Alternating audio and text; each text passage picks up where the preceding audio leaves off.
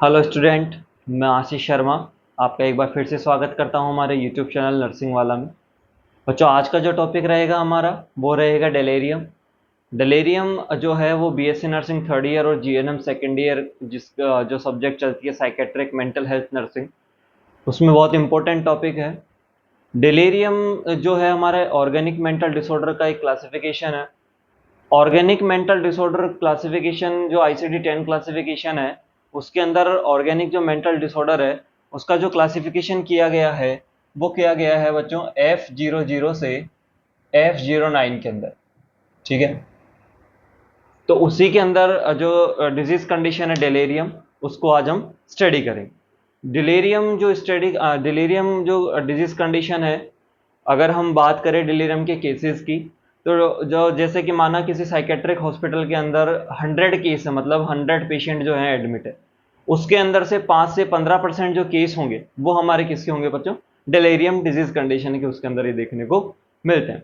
जो delirium disease condition है उसे हम अक्यूट ब्रेन सिंड्रोम के नाम से भी जानते हैं, अक्यूट ब्रेन सिंड्रोम भी इसको बोल करके चलते हैं। और क्या है, इसे कॉमन ऑर्गेनिक डिसऑर्डर भी बोलते हैं, मतलब सबसे कॉमनेस्ट जो ऑर्गेनिक मेंटल डिसऑर्डर जो प्रेजेंट रहेगा पेशेंट के अंदर वो हमें डिलीरियम देखने को मिलता है। ठीक है बच्चों, most common found in post surgical और post anaesthetic patient. Post surgical patient और पोस्ट एनेस्थेटिक पेशेंट जो होते हैं, मतलब जिन पेशेंट की सर्जरी हुई है उसके बाद में, या फिर जिन पेशेंट को एडमिनिस्टर किया गया है एनेस्थीसिया, उन पेशेंट के अंदर हमें ये ज़्यादा देखने को मिलता है। और क्या है इसके अंदर क्या होता है, डिलीरियम के अंदर जो हमारा कॉग्निटिव फंक्शंस है वो क्या होते हैं? इम्पेयर्ड होते हैं। कॉग्निटिव फंक्शंस जैसे कि हमारा अटेंशन हो गया, हमारा थॉट हो गया, हमारा परसेप्शन हो गया, ये क्या होते हैं? अल्टर्ड हो जाते हैं। कैसे अल्टर्ड होंगे?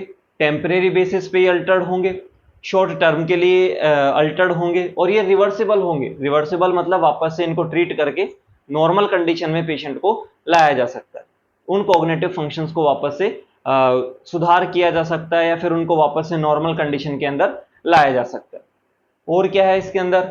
Also present toxic effect of drugs poisoning, so that also known as toxic साइकोसिस। इसे हम और क्या बोल करके चल सकते हैं? टॉक्सिक साइकोसिस भी इसको बोल करके चल सकते हैं। क्यों बोल करके चलेंगे टॉक्सिक साइकोसिस? क्योंकि ये जो डिजीज कंडीशन है ये हमें उन पेशेंट के अंदर भी देखने को मिलेगी जिनके अंदर किसी ड्रग का ओवरडोज हो जाए, या फिर किसी पॉइजनिंग को उन्होंने क्या कर लिया, इनहेल कर लिया या एडमिनिस्टर कर लिया। उन पेशेंट के अंदर भी ये कंडीशन हमें देखने को मिलती है। इस वजह से इसे क्या बोल करके चलेंगे? टॉक्सिक साइकोसिस भी इसको बोल करके चलते हैं। ये तो था इसका छोटा मोटा इंट्रोडक्शन। नेक्स्ट बात करते हैं इसके डेफिनेशन की। तो डेफिनेशन की हम देखते हैं। Delirium is a organic disorder that is characterized by cloudy consciousness, disorientation, where patient is unable to maintain the attention। देखो, डिलीरियम क्या होता है? एक ऑर्गेनिक मेंटल डिसऑर्डर होता है। इसके अंदर क्या क्या देखने को मिलेगा? सबसे पहले देखने को मिलेगा क्लाउडी कॉन्शियसनेस। क्लाउडी कॉन्शियसनेस मतलब पेशेंट जो आसपास का एनवायरनमेंट है उसके साथ में प्रॉपर तरीके से कनेक्शन नहीं कर पाएगा, कनेक्ट नहीं हो पाएगा आसपास के एनवायरनमेंट के साथ में। दूसरा क्या देखने को मिलेगा? डिसोरिएंटेशन देखने को मिलेगा। ओरिएंटेड नहीं कर पाएगा आसपास के एनवायरनमेंट को, मतलब पहचान नहीं पाएगा प्रॉपर तरीके से एनवायरनमेंट को। और क्या देखने को मिलेगा? Where patient is unable to maintain the attention. और साथ में क्या देखने को मिलेगा? जो पेशेंट है उसका अटेंशन जो है वो पूरी तरीके से प्रॉपर तरीके से मेंटेन नहीं हो पाएगा। मतलब पेशेंट जो है किसी पर्टिकुलर ऑब्जेक्ट के ऊपर, पर्टिकुलर सिचुएशन के ऊपर, या पर्टिकुलर किसी भी इवेंट के ऊपर प्रॉपर तरीके से फोकस नहीं कर पाएगा। उसे हम क्या बोल करके चलते हैं? डेलीरियम उसको बोल करके चलते हैं। नेक्स्ट डेफिनेशन की बात करें, an acute confusion state with disturbance in level of consciousness and reduce ability to focus और शिफ्ट अटेंशन।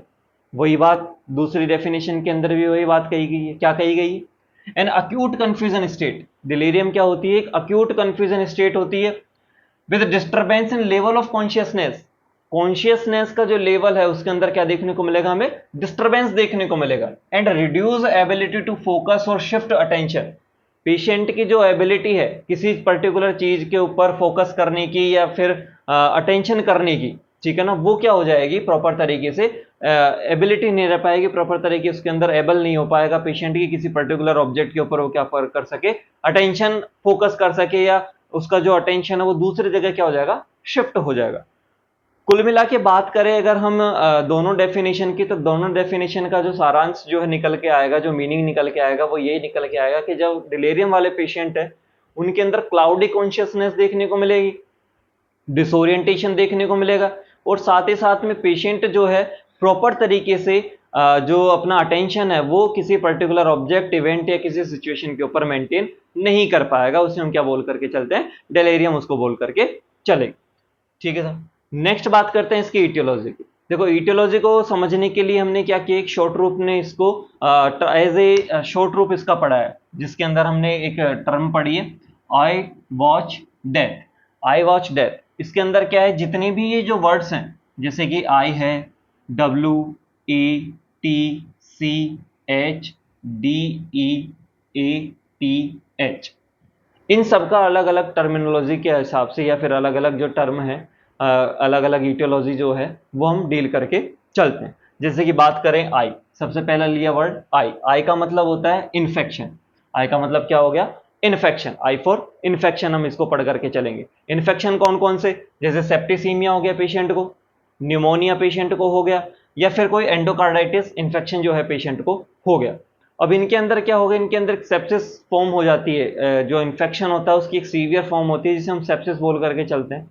वो सेप्सिस क्या करेंगे कि पूरे ऑल ओवर बॉडी के अंदर क्या हो जाएगा, इन्फेक्शन फैलना स्टार्ट हो जाएगा। जब सेप्सिस कंडीशन होगी तो ऑल ओवर बॉडी के अंदर क्या होगा, जो हमारा इन्फेक्शन है वो फैलना स्टार्ट हो जाएगा। उस कंडीशन में क्या होगा, ब्रेन तक जो है इन्फेक्शन पहुंच जाएगा, और ब्रेन सेल्स हैं वो प्रॉपर तरीके से फंक्शनिंग नहीं कर पाएंगे। सेकंड आता है W. W for withdrawal. Withdrawal का मतलब होता है जब किसी कोई भी, जैसे एल्कोहल है, एल्कोहल का सबसे ज्यादा कंजप्शन किया जा रहा है किसी पेशेंट के द्वारा, बहुत ज्यादा यूज लिया जा रहा है, अचानक से जब उसको छोड़ा जाता है तो छोड़ने के बाद में जो सिम्टम्स अपीयर्स होते हैं उसे हम बोल करके चलते हैं विड्रॉल सिम्टम्स। उसे हम बोल करके चलेंगे विड्रॉल सिम्टम्स। तो विड्रॉल सिम्टम्स अगर किसी पेशेंट के अंदर प्रेजेंट है, बहुत ज्यादा परसेंट के अंदर प्रेजेंट है, तो क्या होगा, उन पेशेंट के अंदर भी हमें डिलेरियम जो है कंडीशन देखने को मिल सकती है।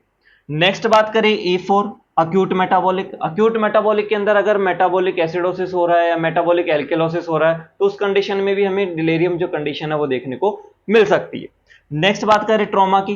ट्रॉमा के अंदर या तो इमोशनल ट्रॉमा हो, जैसे कि इमोशनल अपसेट हो गया, इमोशनल स्ट्रेस होगी, या फिर कोई फिजिकल ट्रॉमा हो या फिजिकल इंजरी हुई हो, उस कंडीशन में भी हमें डिलेरियम जो कंडीशन है वो देखने को मिल सकती है।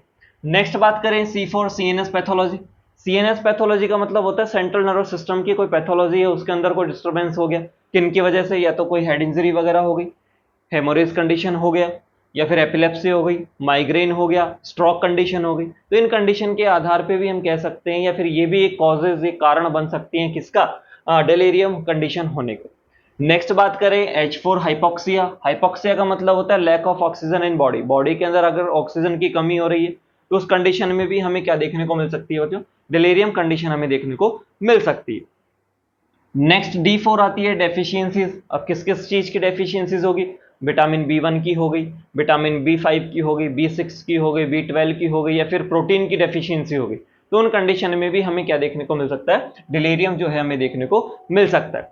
नेक्स्ट बात करते हैं ई फॉर आता है हमारा एंडोक्राइन। एंडोक्राइन सिस्टम से रिलेटेड कोई, जैसे कि हाइपो या हाइपरपिट्यूटरिज्म हो गया, हाइपो या हाइपरथायराइडिज्म हो गया, हाइपर या हाइपो क्या हो गया, एड्रेनलिज्म हो गया। तो इन कंडीशन के अंदर भी हमें क्या देखने को मिल सकता है, डिलीरियम जो है डिजीज कंडीशन हमें देखने को मिल सकती है। नेक्स्ट बात करते हैं A for acute vascular. Acute vascular के अंदर स्ट्रोक कंडीशन हो गई, माइकार्डल इंफ्रैक्शन हो गया, या फिर हार्ट फेलियर कंडीशन हो गया। तो इन कंडीशन के आधार पे भी हम कह सकते हैं कि पेशेंट के अंदर डिलीरियम होने के चांसेस बढ़ सकते हैं।